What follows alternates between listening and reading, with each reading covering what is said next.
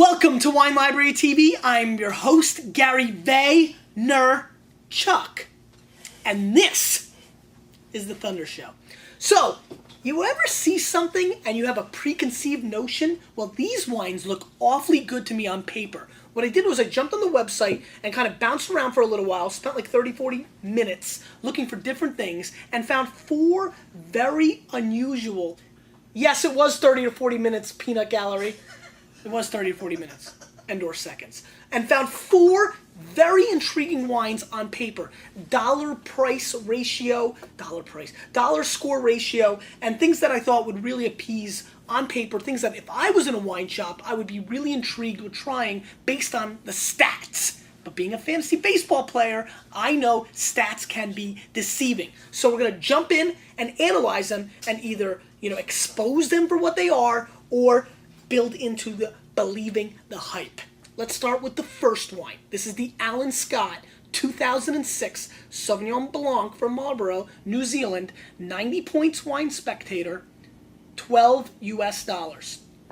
Obviously a great score and an inexpensive price. And this time of year, the New Zealand Sauvignon Blancs are absolutely ripping and are exciting. So let's really get into this. You can see some nice little color. Not too dark, and just a little light, little frizzante going on, a little spritzy action. Maybe get a little bit better on the bottle. You're going to get that, but that's going to go away. As a matter of fact, right on cue, Alan Scott and I working together. Very nice. Let's give it a whirl. I have to admit, I'm an absolute sucker for New Zealand Sauvignon Blancs. Why? Because they bring the cat pee, they bring the grassy knoll, and they bring the grapefruit bomb. This has all three components. Once again, New Zealand always does this for me. But what the Alan Scott's doing here really is it's rounding a little bit with a nice honeycomb aspect on the finish of the nose, which I find quite intriguing and pretty. Let's give it a whirl.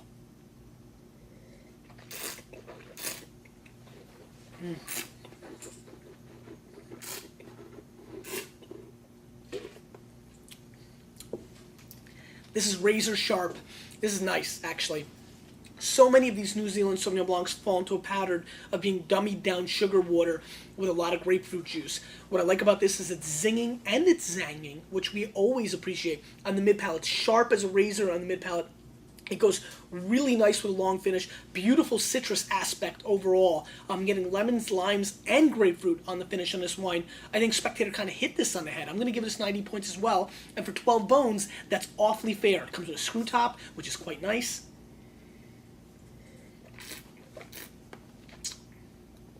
I'm feeling this. This is absolutely solid effort from New Zealand and very much worth seeking out.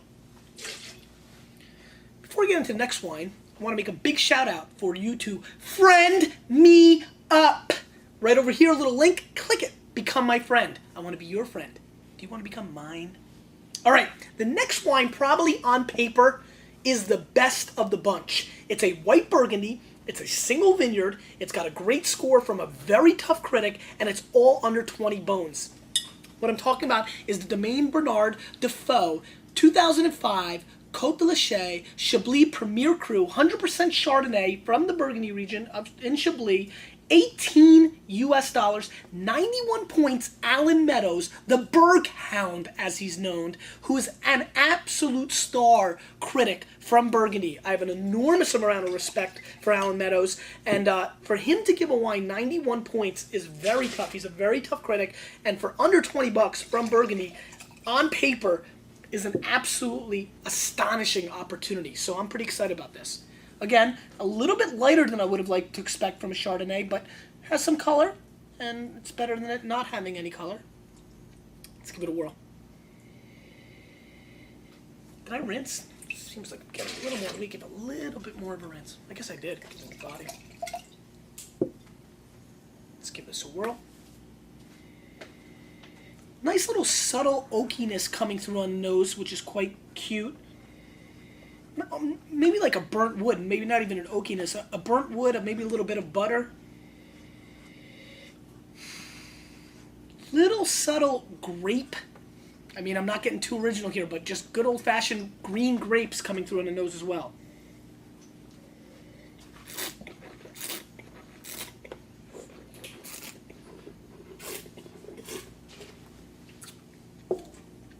nice focused mid palate. Has a little bit of a green, almost like a green pepper, not jalapeno, but like a green pepper aspect on the mid palate, which is quite intriguing for white Burgundy. A little less lush than I would have expected. I'm a little dumbfounded here, actually, because I'm a 90 to 95% guy with Alan Meadows. I think he's exceptional. I'm finding this a little bit underwhelming, actually, though.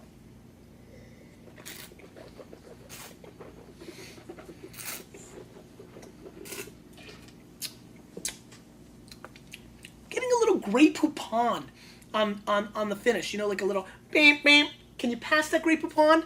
No, I can't. But actually, let me rephrase that. Yes, you can, because it is in this bottle. Overall, intriguing, interesting, solid. Too light for me. I'm going to score this wine 88 points. It's a good, solid bottle of white Burgundy. It's missing a little bit of the body that I'd look for in a Chardonnay. And the overall complexity, I kind of find it a little dummied down, a little simple. 18 bucks, and I'm going to give it a pass. A little disappointing. It was probably the wine I was most looking forward to.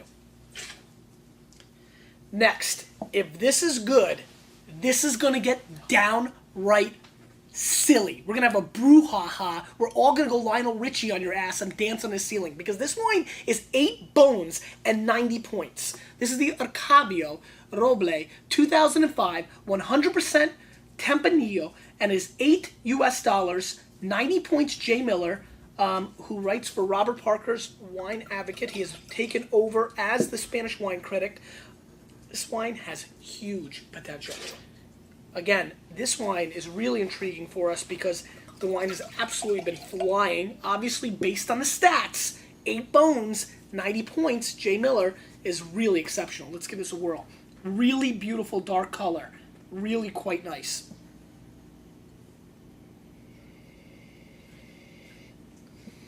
Nice. Let me let this open up a little bit. Let me make another service announcement. Beep. Introduce yourselves. There's a beautiful community going on in the Wine Library TV forums, up here, the network bar. But down here, the Monster is going to put up a link right below the video. Click it. It says, introduce yourself. Tokyo Joe. Introduce yourself. Click it.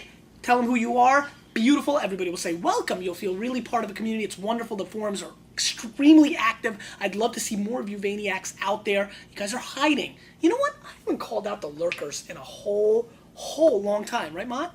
Lurkers, please, you're going to bring down this show. I'm going to quit, and they're going to all blame it on you. And if you don't think they're going to find you, they are. So please join us. Leave your 2 cents. Remember, 10 cents a week feeds this guy. Let's give it a whirl. Beautiful raspberry strawberry explosion. There's a nice little hint of a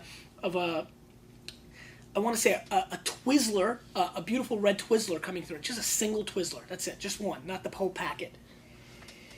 This is Skittles Rainbow Time. I mean, there's an enormous amount of Skittle candy flavor coming through in this. It is very beautiful. It's walking a very fine line. I'm pretty impressed so far. It has not gone completely fake on me, which I really appreciate. I may even give it a high five. Let's give it a whirl.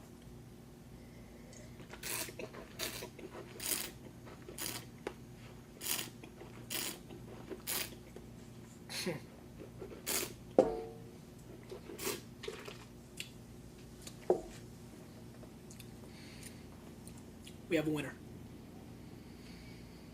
Wow, this is really darn good.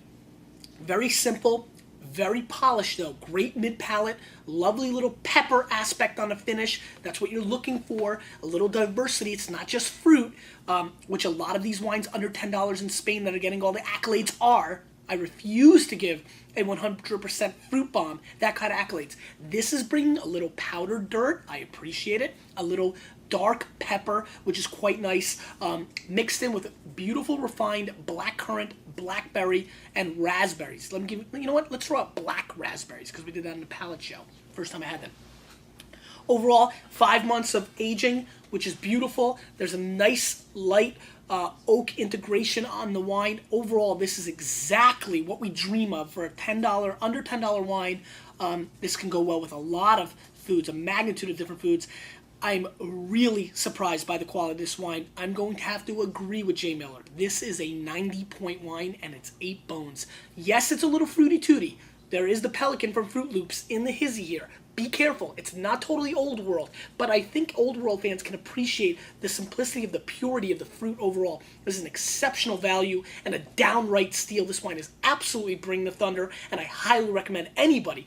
This is on any budget. This is the CKC. This is the College Kid crew. Can totally get involved with this wine. 8 bones. Seek it out. Winner.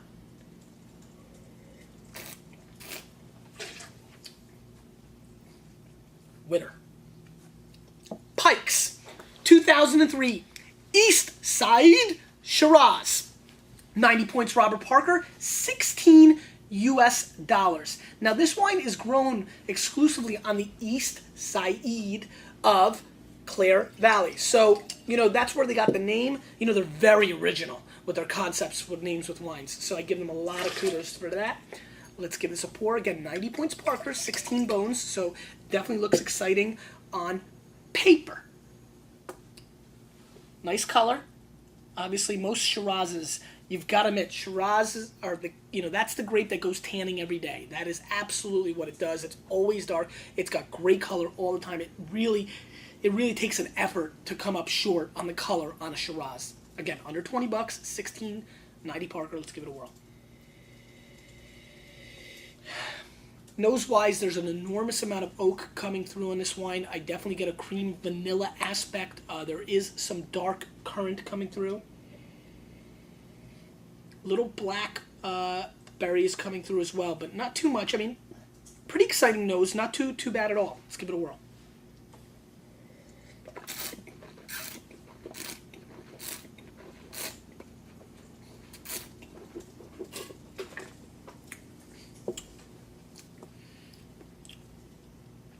Nice. A very, very dry, focused bottle of Shiraz. It's got some nice fruit overall.